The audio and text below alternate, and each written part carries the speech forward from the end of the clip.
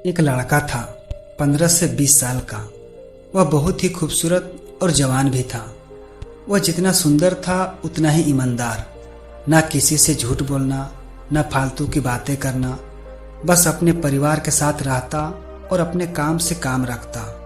ना किसी से कोई बहस, ना किसी से कोई मतलब, ना उम्मीद। तो एक दिन उनके पिता अपने इकलौते बेटे को एक लड़की से शादी करवा दी। लड़के के पिता अकेला था, माँ नहीं थी उसकी। और जो बहू आई थी तो बहू ने कहा, देखिए जी, मैं आपके पिताजी को सेवा नहीं कर सकता, इनका व्यवस्था कहीं और करवा दो। लड़के ने बोला, अरे ये तू क्या बोल रही हो, ये मेरे पिताजी हैं, मुझे पाला है, पोसा है, बड़ा किया है, ये जिंदगी इन्हीं का तो दिया हुआ है, इन्हीं की खुशी के लिए तो मैं तुमसे शादी की हूँ, ताकि तुम मेरे पिता श्री को सेवा कर सको, और तुम मुझसे ऐसी बातें कर रही हो। 1 साल बीत गए, 2 साल बीत गए, यहाँ तक कि 3 साल भी बीत गए। लड़की ने फिर से बोला, मैं आपके पिताजी को सेवा नहीं कर सकता, इनकी व्यवस्था कहीं और करवा दो। लड़का फिर बोला, अरे ये तू क्या बोल रही है, इनकी कंधों पर ये जो घाव का निशान बना हुआ है, मुझे उठाने से ही तो बना हुआ है, और ये तू क्या कह रही है। 4था साल आते आते लड़की ने झंडा गाड़ दिया और बोला, या तो मुझे चुन या फिर अपने पिताजी को, दोनों में से एक को चुन, किसके साथ आपको रहना है। बहू और पिता की लड़ाई में लड़की की हालत रोने जैसा हो गई। लड़का बेचारा लाचार और मजबूर था। 12 बजे रात को उठा और अपने पिताजी को बोला, पिताजी चलो घूमने चलते हैं।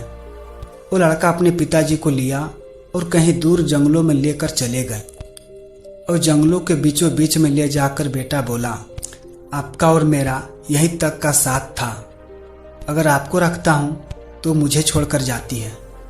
आप तो अपने जीवन जी चुके हैं, आपका जीवन तो अब पूरा होने को आया है।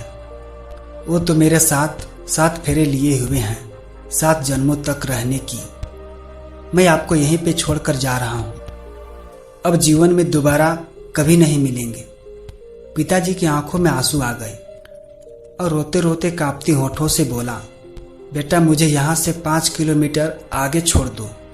तो बेटे ने पूछा, क्यों पिताजी। क्योंकि बेटा मैंने 20 साल पहले अपने बाप को यहीं पे छोड़कर गया था। लड़के को ये बातें तुरंत समझ में आ गई, जैसी करनी वैसी भरनी।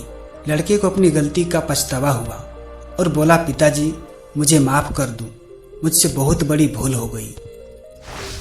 दोस्तों, आजकल के रिश्तों में जनरेशन और नौजवानों का यही हाल है।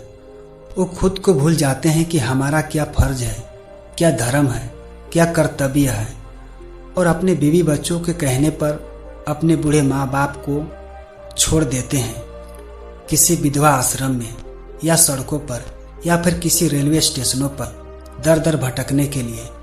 क्या यही आपका कर्तव्य है?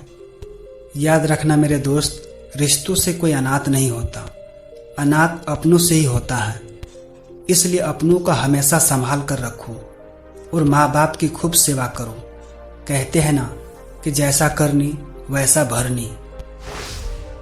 तो अगर कहानी अच्छी लगी हो तो मेरे चैनल को सब्सक्राइब जरूर करो, और कहानी से कुछ सीख मिली हो तो एक प्यारा सा कमेंट करके जरूर बताना, ताकि मैं आप सभी के लिए अच्छी से अच्छी कहानियाँ ला सकूं। फिर मिलता हूँ अगली बार किसी और नई कहानियों के साथ। तब तक के लिए सब्र करो, शुक्र करो और जिंदगी में आगे बढ़ो। धन्यवाद।